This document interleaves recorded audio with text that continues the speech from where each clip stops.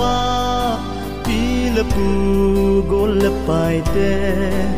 i pakai din ki phal thingu hi te amma a hong ni tiang le i pakai ko ma in sung ni te kim na di vem zu chi gam a chun pakai zin leng vai apun mi thieng sang za ta to a leng wi chung gam no mi chun te i pakai ko ma in sung mi te kim na di vem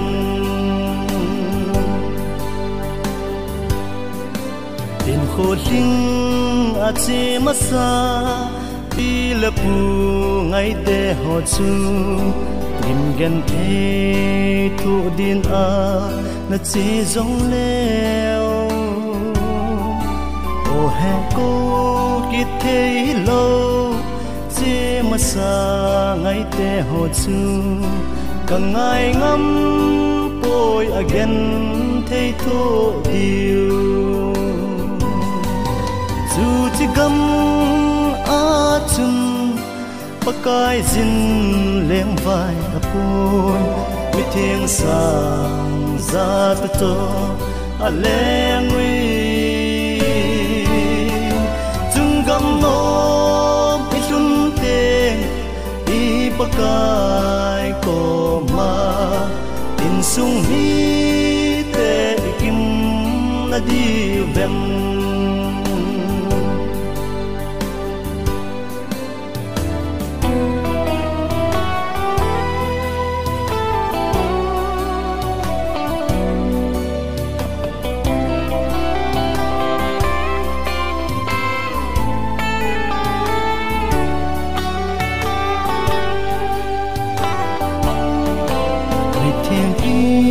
len ni tiếng le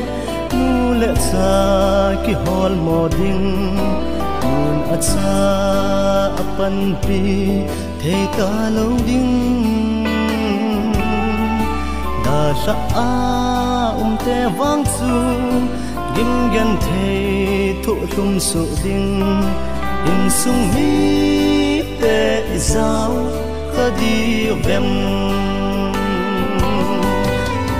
chi gam a chun pakai zin leng vai apun mi thieng sang za ta to a leng wi chung gam no